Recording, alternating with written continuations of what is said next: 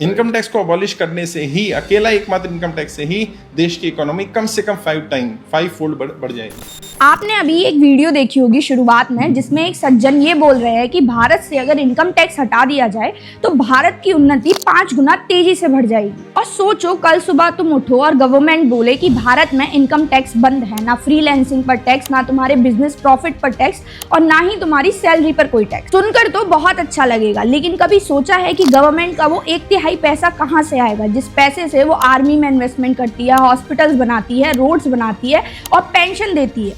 So hello everyone, I am Anjali and you are watching Seeking Fact, जहां इस video में आज हम बात करने वाले हैं कि अगर भारत से इनकम टैक्स हट जाए तो क्या होगा, और भारत के पास इनकम टैक्स के अलावा कौन सा अल्टरनेटिव मॉडल हो सकता है, और भारत के लिए बेस्ट अप्रोच क्या हो सकता है। इसके लिए वीडियो को एंड तक जरूर देखिएगा। अगर आप इनकम टैक्स की हिस्ट्री उठा के देखेंगे तो आपको पता चलेगा कि इनकम टैक्स कभी भी भारत का आविष्कार नहीं था। ये 1860 में ब्रिटिश राज ने इसको भारत में इंट्रोड्यूस किया था, क्योंकि उनका खजाना पूरी तरीके से खाली हो रहा था, जिसकी वजह से वो आर्मी, एडमिनिस्ट्रेशन और पुलिस को फंड नहीं कर पा रहे थे। तभी सर जेम्स विल्सन ने ये बोला कि जमीन पर टैक्स लगाना काफी नहीं होगा, जो कमा रहे हैं उस पे भी टैक्स लगना जरूरी है। और इसी तरह 1922 के मॉडर्नाइजेशन के बाद 1961 में फाइनली इनकम टैक्स एक्ट आया, जो आज तक भारत में चल रहा है। हम बोल सकते हैं जिस तरीके से अंग्रेजी भारत को विरासत में मिली, योर क्वेश्चन उसी तरीके से ब्रिटिशर्स से इनकम टैक्स भी हमें विरासत में मिला। पहले तो ये समझिए कि भारत में 3 तरह के टैक्स हैं। पहला है डायरेक्ट टैक्स, फिर आता है इनडायरेक्ट टैक्स, और तीसरा है non revenue tax. Direct tax में इनकम टैक्स आता है और इनडायरेक्ट टैक्स में जीएसटी और कस्टम टैक्स आते हैं। इनकम टैक्स डायरेक्ट टैक्स का सबसे बड़ा हिस्सा है। अगर हम इसका अप्रॉक्स नंबर समझने की कोशिश करें तो टोटल टैक्स कलेक्शन इससे होता है 30.35 लाख करोड़, जिसमें डायरेक्ट टैक्स का हिस्सा है 15.17 लाख करोड़, और इनकम टैक्स इसमें 9.10 लाख करोड़ का हिस्सा बनाता है। मतलब 30% total tax revenue income tax से बनता है। तो सोचिए, अगर इसमें से हम इनकम टैक्स को हटा दें तो इसमें एक बहुत बड़ा गैप क्रिएट होगा, वो भी पूरा 10 करोड़ लाख का। तो गवर्नमेंट इस गैप को भरने के लिए कुछ अन्य स्रोत ढूंढेगी, और इसका वजन जो है उन और स्रोतों पे पड़ेगा, जैसे कि जीएसटी। जितने भी इनडायरेक्ट टैक्स हैं उन पर बर्डन और ज्यादा बढ़ जाएगा।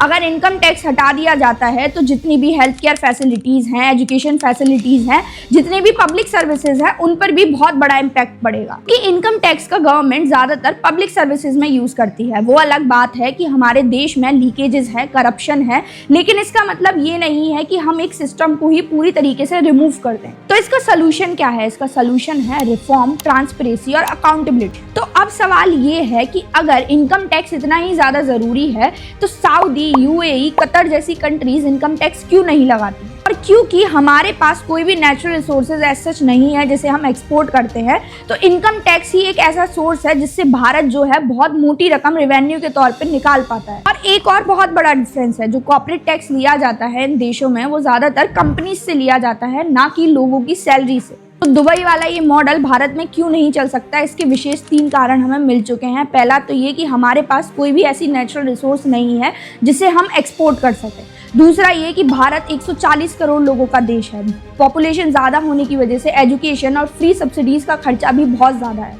और भारत के पास वेलफेयर स्टेट मॉडल है। इसका मतलब ये है कि गवर्नमेंट गरीब लोगों की पेंशन, राशन, स्कॉलरशिप पर बहुत ज़्यादा खर्चा करती है। भारत क्या अल्टरनेटिव अप्रोच अपना सकता है? अगर हम देखें तो भारत में इनकम टैक्स सिर्फ 5 से 6% लोग देते हैं।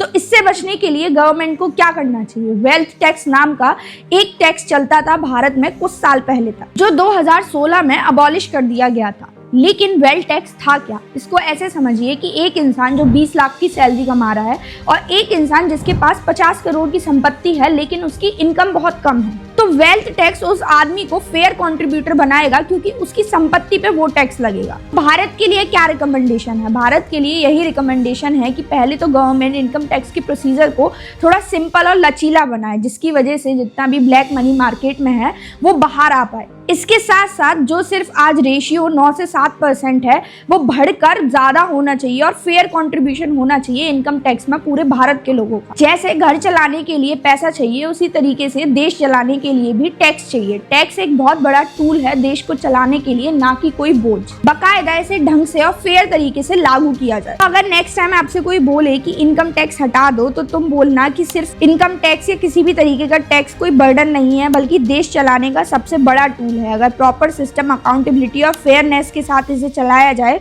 तो भारत एक बहुत मजबूत देश की तरह उभर सकता है। कमेंट सेक्शन में जरूर बताएं कि इनकम टैक्स बिल्कुल हटा देना चाहिए या फिर उसमें कुछ रिफॉर्म करने चाहिए। And if you find this video interesting, then please do like, share and subscribe to our channel Seeking facts.